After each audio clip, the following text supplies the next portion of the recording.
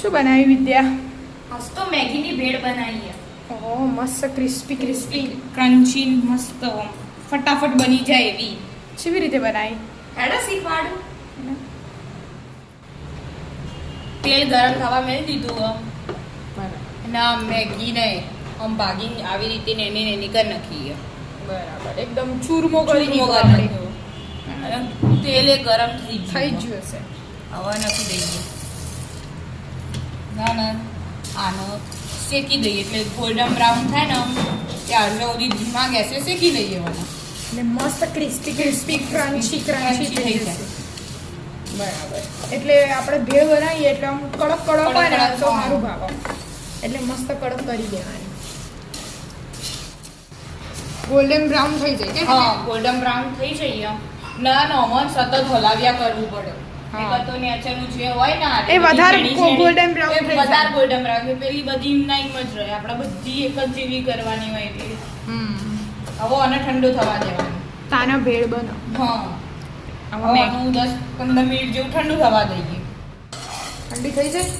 મસ્ત ઠંડી થઈ જાય. રૂમ ટેમ્પરેચર પર આવી જઈએ. કેટલી મસ્ત ક્રિસ્પી અવાજ આવે. કાચના બાઉલમાં એટલે પાછો અવાજ આવે છે. રૂસી લઈ લેવાની અંદર. કશું વેસ્ટ ના ના થવું જોઈએ. મેગી આવી જાય. મેગી આવી જઈ ને હવે ને આપણે સિંગ નાખી દેવાની આ મસાલા સિંગ. પછી મરચું એક આપણા સ્વાદ અનુસાર. હા પછી ચાટ મસાલા પાવડર. ચાટ મસાલા પાવડર બસ ને થોડું નાખ. બસ ખટ્ટો મીઠો સ્વાદ આવે. પછી આ રહ્યું મીઠું. કેટલું નાખું? એક ચમચી નાખ. બીજા મેગીની ભેળ બનાવો. ચાટ મસાલો ને બધું નાખ્યું ને ચાટ એટલે મસાલો ને બધું નાખ્યું. આવી જા મેગી ભેળ લવર. ના રહ્યો આપણે મેગી મેગી મસાલો. મસાલો જે નાખે આવે તો એ જ નાખી. પછી આ ટામેટા. આ બધું મારે બુને સમારી તૈયાર કરી મૂકી હોય એટલે. પછી ડુંગળી. ટામેટા ને ડુંગળી. પછી આ રહ્યું ઘરનો બનાવેલો સોસ. સોસ હા આપણે ઘેર બનાવ્યો હોય. સેમ ચમચી આપજે. લે મિક્સિંગ લઈ લે. લેસ ને. હવે પછી આ રહી સીઝવાન ચટણી. થોડી વધારે લીધી હોય તીખું હા, બનાવવા તીખું માટે. બનાવવા આપણે માટે તીખી તીખી ભેળ ભાવે ને એટલે તીખું બનાવવા માટે થોડું ના રે સેઝવાન થોડું વધારે લીધી. Pizza pasta sauce.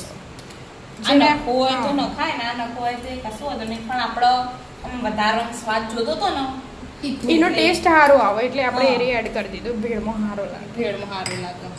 બરાબર પછી આ મરચો સમારે તો હા પાંચ સમારેલા અને લીંબુ નીચોવાનું. થોડું ખટ્ટો મીઠો સ્વાદ આવે બરાબર મૂકો. બસ એટલે ખાટું થઈ જશે બસ.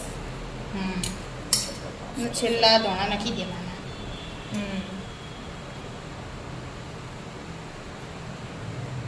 મસ્ત ભેળ તૈયાર થઈ ગઈ છે મેગીની.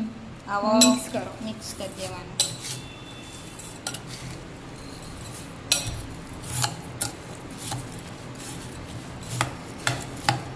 તો ચટપટી દેખાય ને સ્મેલે ચટપટી આવે.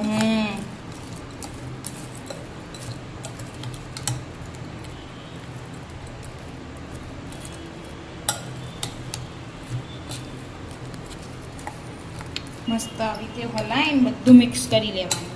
કમ્પ્લીટ બધી બાજુથી થઈ જાય. બધી બાજુથી. અને શ્યામ ભાઈ હવે ચાખીને કહેશી આપણો છેવી ચીવી બની બની. હે. શ્યામ ચાખો.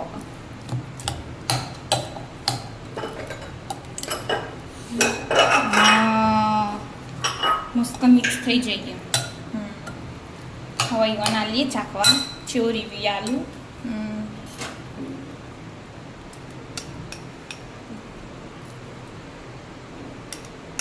ચાખો શ્યામ. લે ચાખા ચેવી બની? તીખી તીખી મસ્ત બની હે ને ચટપટી. બસ તાણ આવી જાઓ મિત્રો. મિત્રો ખાવા મેગીની ભેળ. રાધે રાધે. રાધે રાધે.